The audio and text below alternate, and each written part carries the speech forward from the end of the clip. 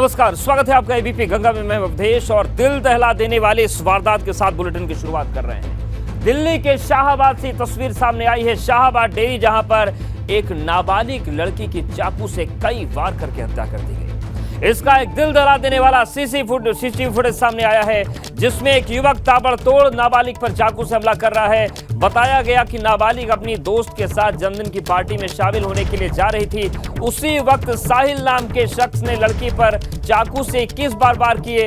इस दौरान भीड़ मूक दर्शक बनकर देखती रही और किसी ने भी लड़की को बचाने की कोशिश नहीं की। तो दिल्ली के शाहबाद डेयरी इलाके की ये तस्वीर है और यहाँ पर आप देखिए किस तरीके से बेरहमी से एक लड़की की हत्या कर दी गई।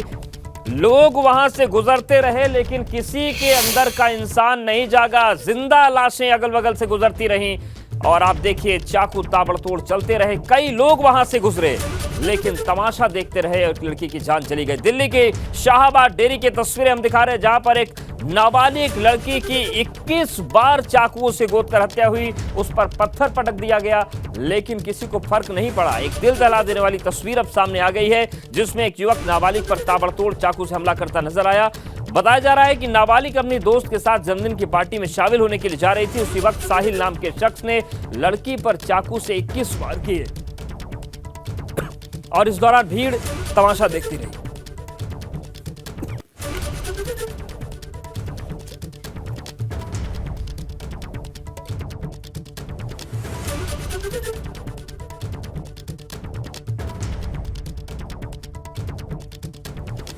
एक लड़की को चाकुओं से गोदकर मार दिया गया। लोग देखते रहे, लेकिन कोई बचाने नहीं आया।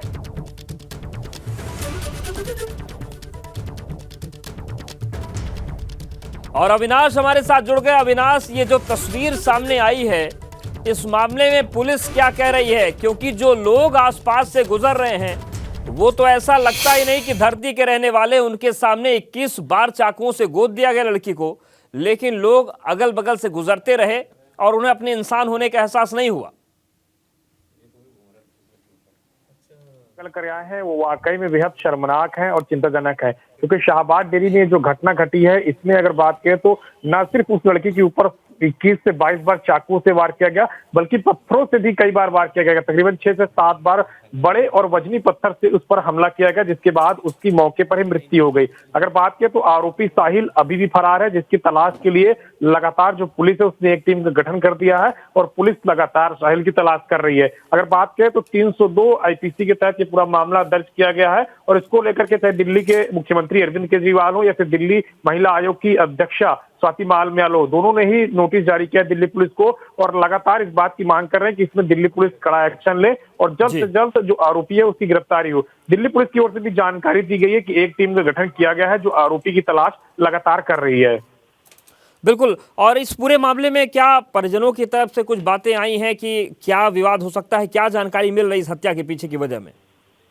जी देखिए उदेश, अगर बात करें तो जो प्राथमिक स्तर पर दिल्ली पुलिस ने जानकारी दी है उसके अनुसार 16 साल की ये लड़की थी और 20 साल का जो आरोपी है साहिल वो था। आरोपी और जो लड़की जिसकी मृत्यु हुई है, उन दोनों के बीच में पिछले कई दिनों से रिश्ते रहे हैं। लेकिन उसके बाद अगर बात करें तो कल जिस तरीके से जो आरोपी है उसके एक दोस्त के बेटे का जन्मदिन था, जिसमें वो लड़की शामिल होने के लिए जा रही थी और जबकि आरोपी मना कर रहा था। इसी बात को लेकर के विवाद बढ़ा और उसके बाद फिर आरोपी ने लड़की के ऊपर लगातार चाकुओं से हमले किए और हमले करने के बाद अगर बात करें तो उसके ऊपर पत्थरों से भी वार कर दिया। अब चूंकि लड़की जिस तरीके से नाबालिग थी, तो उस तरीके से कई सारे केसेस इस एफआईआर में रजिस्टर किए गए हैं और दिल्ली पुलिस अब लगातार आरोपी की तलाश कर रही है। आरोपी अभी फरार है।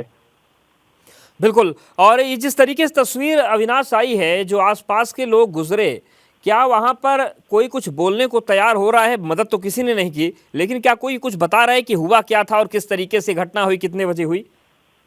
ये देखिए अगर बात करें तो जो आसपास के लोग हैं पूरी तरीके से कुछ भी बोलने के लिए तैयार नहीं। जो सीसीटीवी निकल कर सामने आया उसमें भी आप देख सकते हैं कि हैवानियत की घटना घट रही थी और इतने लोग आसपास से निकल रहे थे, किसी ने भी वहां पर टीका टिप्पणी नहीं की या फिर किसी ने भी वहां पे रोक टोक नहीं की। और जिस तरीके से पूरी घटना घटी वो वाकई में काफी दुर्भाग्यपूर्ण है। दिल्ली के मुख्यमंत्री अरविंद केजरीवाल ने भी अपनी ओर से कहा है कि जो दिल्ली के उपराज्यपाल हैं वो कानून व्यवस्था को लेकर के बात करें दिल्ली पुलिस कमिश्नर से और कानून व्यवस्था बेहतर की जाए। तो इसको लेकर के अगर बात करें तो तमाम से राजनीतिक दल भी इसको लेकर आक्रोशित है और लगातार दिल्ली पुलिस से कार्रवाई को लेकर के मांग करे, क्योंकि जिस तरीके से वीडियो निकल के सामने आया, शायद ही जब से अगर मैं बात करूं, मैं दिल्ली के अंदर पिछले 7-8 सालों से पत्रकारिता कर रहा हूं, ऐसे दृश्य मैं भी पहली बार देख रहा हूं कि इस तरीके से हैवानियत से किसी की हत्या की जा रही है। और दिल्ली पुलिस ने भी अब एक टीम गठित कर दी है और पूरे मामले की जांच कर रही है और आरोपी की तलाश में लगातार कई जगह पे दबिश भी दी जा रही है, लेकिन आरोपी अभी भी फरार है।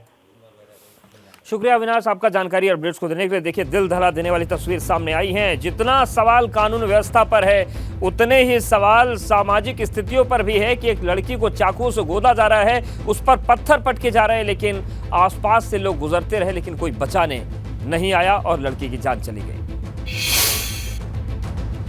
अखिलेश यादव का यूपी के डीजीपी को लेकर सवाल आया है। यूपी के डीजीपी 31 मई को सेवानिवृत्त हो रहे हैं। क्या फिर से भाजपा सरकार अपनी मनमानी करेगी? उन्होंने पूछा है कि क्या बिना उत्तरदायित्व और जवाबदेही वाला कार्यवाहक डीजीपी देगी सरकार? सरकार को डीजीपी पद के लिए कोई भी उपयुक्त पात्र नहीं मिला। लगता है यूपी में शासन प्रशासन जिम्मेदारी से भाग रहे हैं। तो यूपी के डीजीपी को लेकर अखिलेश यादव ने सरकार से सवाल पूछा है। उन्होंने ट्वीट करके लिखा, यूपी के डीजीपी 31 मई को सेवानिवृत्त हो रहे हैं। इस बार क्या फिर से भाजपा सरकार अपनी मनमानी करने के लिए बिना उत्तरदायित्व व जवाबदेही वाला कार्यवाहक डीजीपी उत्तर प्रदेश को देगी, या कह देगी कि इस पद के लिए कोई उपयुक्त पात्र नहीं मिला? ऐसा लगता है यूपी में शासन प्रशासन दोनों जिम्मेदारी से भाग रहे हैं। तो लंबे समय से उत्तर प्रदेश में कार्यवाहक डीजीपी ही कार्यकाल चला रहे हैं, जिम्मेदारियों को निभा रहे हैं, और इस पर अखिलेश यादव ने अब सवाल उठा दिए हैं। पहलवानों के प्रदर्शन पर बसपा अध्यक्ष मायावती का ट्वीट आया है। उन्होंने लिखा है कि बेटियों को न्याय दिलाने के लिए केंद्र सरकार को आगे आना चाहिए। बेटियां आंदोलन करने को मजबूर है। मायावती ने ट्वीट में लिखा कि विश्व कुश्ती में भारत का नाम रोशन करके गौरवपूर्ण स्थान पाने वाली भारतीय बेटियां कुश्ती फेडरेशन ऑफ इंडिया के प्रमुख पर शोषण के गंभीर आरोपों के विरुद्ध कार्रवाई की मांग को लेकर आंदोलन करने को मजबूर है। इन बेटियों को न्याय दिलाने के लिए केंद्र सरकार को जरूर आगे आना चाहिए।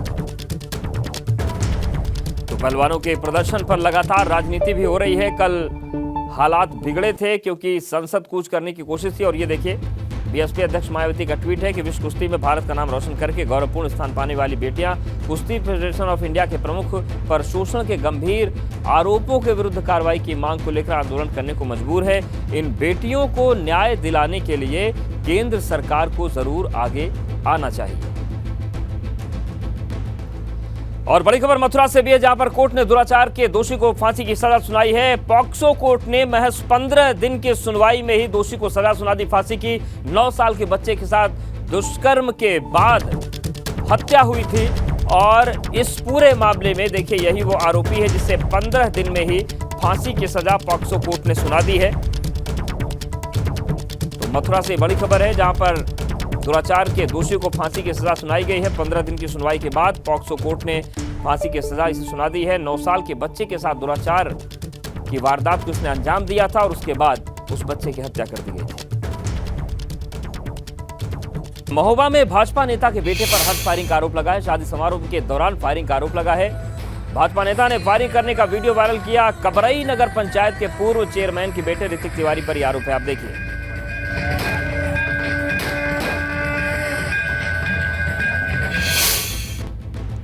प्रधानमंत्री मोदी के 9 साल के कार्यकाल पर मुख्यमंत्री योगी आदित्यनाथ ने कहा कि बीते 9 साल में पूरे देश में बड़ा परिवर्तन हुआ है। भारत के 140 करोड़ लोगों का सम्मान बढ़ा। वैश्विक स्तर पर भारत का सम्मान बढ़ा है। 2014 से पहले देश में स्थिति अलग थी। तो कल से महासंपर्क अभियान शुरू होने जा रहा है, और इन सब के बीच आज प्रेस कॉन्फ्रेंस हुई कि पिछले 9 वर्ष का जो ये कालखंड है, यह एक नए भारत का दर्शन हम सब कर रहे हैं। नए भारत का दर्शन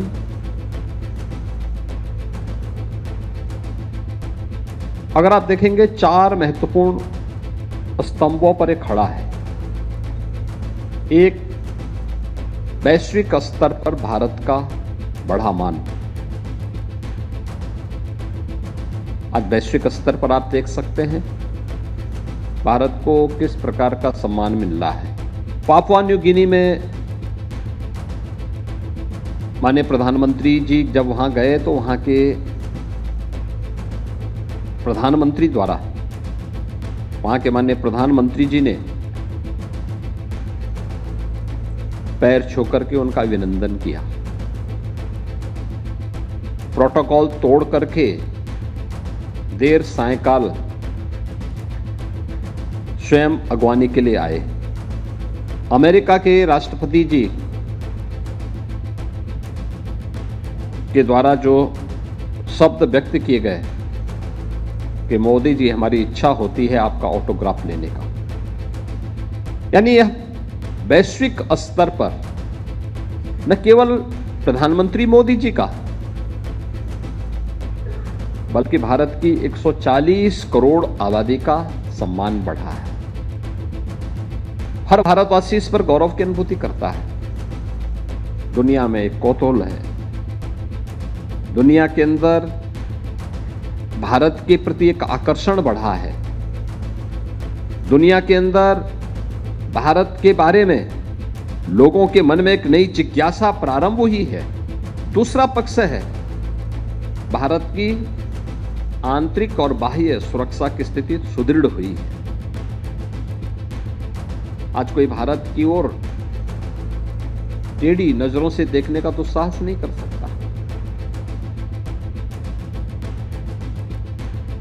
जितने भी हमारे पड़ोसी हैं, भारत का हमेशा प्रयास रहा है सबको साथ लेकर के चलने की, और सरदेव अटल जी ने तो एक बार ये बात कही ही थी कि हम सब कुछ कर सकते हैं लेकिन पड़ोसी नहीं बदल सकते। और भारत हमेशा अपने पड़ोसियों के प्रति एक सकारात्मक भाव रखता रहा है। जनधन अकाउंट से प्रारंभ हुई योजना कितना विस्तार लेती है।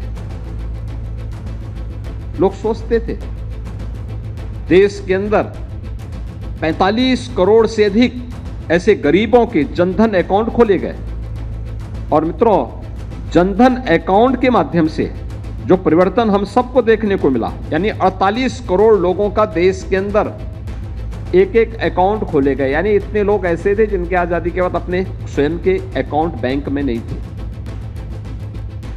और उत्तर प्रदेश ने सर्वाधिक लाभ लिया। उत्तर प्रदेश में 8.5 करोड़ से अधिक गरीबों के बैंक के अकाउंट खोले गए इस दौरान। बड़ी खबर आ रही है दिल्ली से। दिल्ली स्थित यूपी भवन के कई अधिकारी सस्पेंड कर दिए गए हैं। एबीपी गंगा की खबर का बड़ा असर हुआ है। व्यवस्था अधिकारी दिनेश कारुस को सस्पेंड कर दिया गया है। राकेश और पारस पर भी निलंबन की कार्रवाई हुई है। आरसी और एआरसी पर भी कार्रवाई की तलवार लटक रही है। एबीपी गंगा ने दिनेश कारुस के भ्रष्टाचार की खबर दिखाई थी। व्यवस्था अधिकारी दिनेश कारुस से मांगा गया स्पष्टीकरण। अविनाश हमारे साथ जुड़ गए हैं। अविनाश, ये पूरा क्या मामला था और अब कार्रवाई इसमें हो रही है? जी देखिए अवधेश, अगर बात करें तो जो व्यवस्था अधिकारी अब तक के दिनेश कारुस, इनके ऊपर एक नहीं कई सारे संगीन आरोप लगे थे। पहला आरोप इनके ऊपर ये लगा था कि जो वहां पे कर्मचारी काम करते हैं कॉन्ट्रैक्ट बेसिस पे, उनकी सैलरी को पूरी तरीके से नहीं देते हैं। उनकी सैलरी जो है ये बचा कर रख लेते हैं और स्वयं के पास वो सैलरी रखी जाती है, जिसका पूरी तरीके से वीडियो निकल के आया था और ये खबर एबीपी गंगा ने बिल्कुल विस्तृत तरीके से चलाई थी। इसके बाद अगर बात करें तो 27 और 28 मई को मुख्यमंत्री दिल्ली दौरे पर थे और मुख्यमंत्री उत्तर प्रदेश सदन में रुके हुए थे।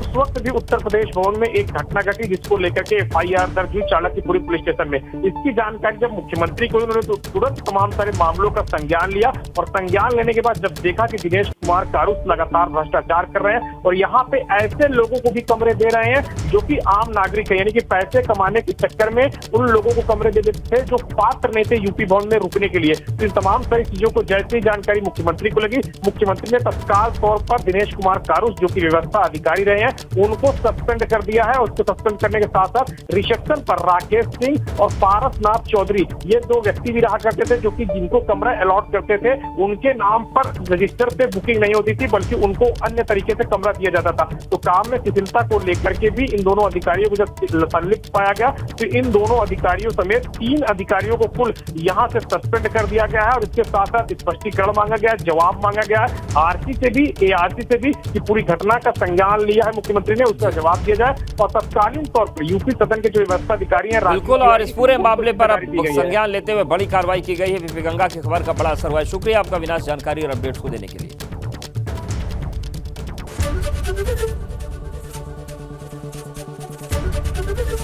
एबीपी गंगा, खबर आपकी, जुबान आपकी।